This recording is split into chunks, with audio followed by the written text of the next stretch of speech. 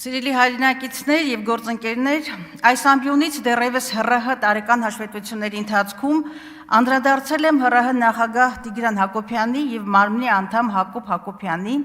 իրենց պաշտոնների հետ անհամատեղելի հանրային վարքին և գործունեությանը։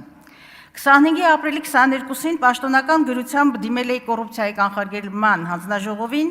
խնդրելով եզրակացություն տալ օրենքով սահմանված սահմանափակումների համատեքստում ՀՌՀ նախագահ Տիգրան Հակոբյանի և Հակոբ Հակոբյանի վարքականոնի առնչությամբ։ Հիշեցնեմ, որ սահմանադրությամբ, ինչպես նաև ոլորտը կարգավորող տեսալսողական մեդիայի մասին ՀՀ օրենքով ՀՌՀ-ին է վերապահված հանրային մեդիան անաչառորեն կարգավորելու, հանրային շահը սպասարկելու և քաղաքական չեզոքություն ու բազմակարծություն երաշխավորելու լիազորությունը։ Սահմանադրության 197-րդ հոդվածի 5-րդ կետում ամրագրված է. հեռուստատեսության և ռադիոյի հանձնաժողովի անդամները իրենց լիազորությունների իրականացման ժամանակահատվածում չեն կարող լինել որևէ կուսակցության անդամ կամ որևէ կերպ զբաղվել քաղաքական գործունեությամբ։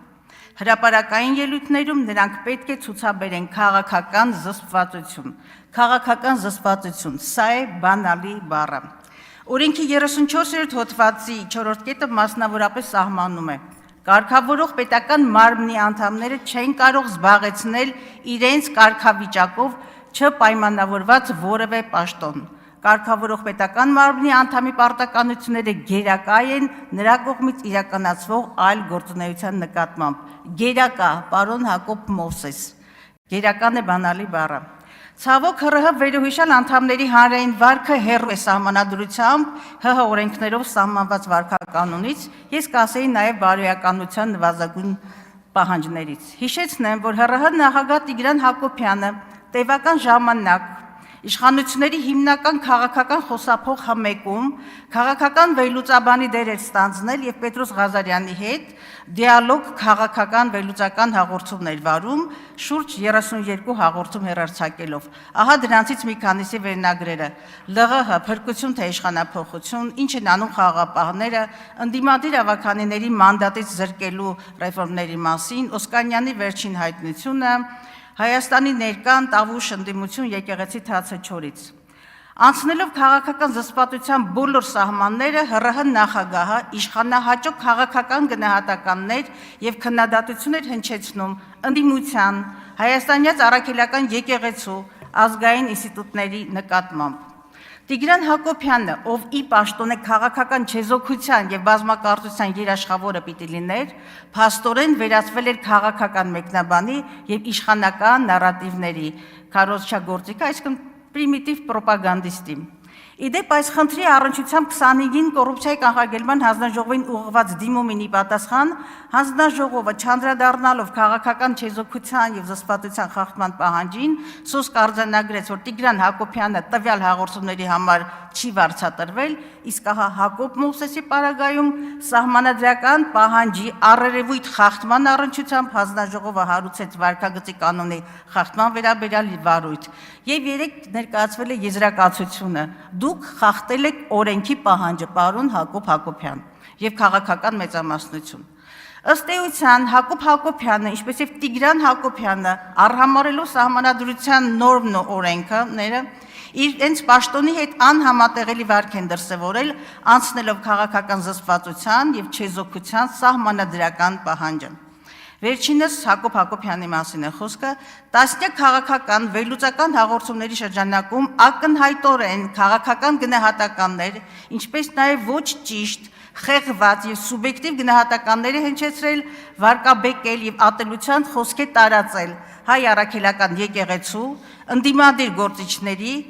նաև Դաշնակցության գաղափարախոսությունը գնահատել է վտանգավոր։ Մասնավորապես ՀՄԵԿ-ի եթերում հարցազրույց հաղորդման շրջանակներում հայտարարել եք, թե այսօր այս իշխանությունները եթե տապալվեն, մեր երկիրը կվերածվի դժոխքի։ Տեսնում եք ինչ հրաշալի պրոպագանդիստ եք, իսկ շարունակ այստեղ տարփոխում է ձեր մտավորական լինելը։ Մեր պատմական դժգոհությունների և դժվարությունների մեջ Դաշնակցության մեղքը շատ մեծ է։ Դաշնակցության գաղափարախոսությունը վտանգավոր է հայ ժողովրդի համար եւ այլն։ Սրանք ակնհայտ քաղաքական բնույթի, բայց բովանդակությամբ դատարկ եւ սնանկ գնահատականներ են, պարզապես թիրախավորելու համար դաշնակցությանը եւ պատվիրված թիրախավորելու, պատվիրված։ Առերևույթ կարող է թվալ, թե Հակոբ Մովսեսն ու Տիգրան Հակոբյանը իրենց պաշտոնի իրավական եւ սոցիալական բարձր պատասխանատվությունն ու վարքականոնի բարձր նշաձողը արհամարում են, բայց ես այդպես չեմ գնահատում, ոչ, նրանք պարզապես կանաչ լույս ունեն այդպիսին լինելու համար, ինչը հիմնավորվում է նաև ՔՊ պատգամավորների 3 եւ այսօր հնչած օրենքի հետ 0 առնչություն ունեցող եւ սահմանադրությունը ոտնատակ անող պահվածքով։ Այլապես ինչպես բացատրել, որ Հակոբ Մովսեսը անգամ տեղյակ լինելով կոռուպցիայի կանխարգելման հանձնաժողովի եզրակացության մասին, շարունակել է մասնակցել քաղաքական հաղորդումների, նաև շարունակել է տարածել սուտ, հանցավորության աստիճանի վտանգավոր մտքեր, որոնք հասարակությունը պառակտելու, մեր ազգային ինստիտուտները քայքայելու ակնհայտ նպատակ են հետապնդել։ Դուք, պարոն Հակոբյան, ձեզ դիրքավորում եք որպես մտավորական։ Իմ եւ մեր հասարակության պատկերացրած մտավորականը, եթե անգամ մոռանանք, որ դուք ՀՌՀ անդամ եք, երբեք այնպիսի սուտ եւ ակնհայտորեն թշնամական եւ զրպարչական հայտարարություն չի տարածի մեր եկեղեցու նկատմամբ։ Լսեք, եկեղեցին իր գրպանում ատրճանակ ունի, ասում եք դուք։ Եկեղեցին օգտագործվում է պետականության դեմ։ Մեկ այլ հարցազրույցում իմ եւ ձեր եկեղեցին դարձել է ռուսական գաղտնի ծառայությունների վարչություն։ Սա եւս ձեր գոհար մտքերից է, մտավորական Հակոբ Մովսես։ Զարմանալիորեն մտավորական Հակոբ Հակոբյանի վերջին շրջանի սևեռումները իշխանականի հետ շատ սինխրոն են, համահունչ, թիրախում նույն հերոսներն են, եկեղեցի, դաշնակցություն, ընդդիմադիր գործիչներ։ Գուցե դուք որոշների կարծիքով լավ բանաստեղծ եք կամ թարգմանիչ, բայց ոչ որևէ հանգամանք, մանավանդ ձեր ներկա պաշտոնի հանգամանքը ձեզ իրավունք չի տալիս թունավորել հանրությանն ու Փաշինյանը հաճո նարատիվներով խորացնել ներազգային թշնամանքը։ Այս ամբիոնից ոչ թե բանաստեղծը, այլ ՀՌՀ անդամն է երդվել, հավատարիմ լինել սահմանադրությանը, ծառայել առավելագույն բարեխղճությամբ եւ ազնվությամբ։ Դուք հենց սրա համար եք վարձատրվում, պարոն Հակոբ Հակոբյան, ոչ թե սուբյեկտիվ դատողությունների կամ մտավորական լինելու համար։ Երդվել, կարծում եմ այս բառի ողջ տարողունակությունը բացատրելու կարիք ձեզ եւ այս հատվածի պատգամավորներին բացատրելու կարիք չկա։ 4 տարի առաջ այս ամբիոնից հայտարարում էիք, թե բոլոր իշխանությունների օրոք ընդդիմադիր եք եղել եւ դա ձեր քաղաքացիական կրեդոն է։ Բայց ինչպես ստացվեց, որ դուք վերածվեցիք իշխանությունների հակասահմանադրական վարքը գովերքող տրուբադուրի։ Այդ ինչպես եղավ։ Այսպեսին լինելը իհարկե ձեր իրավունքն է,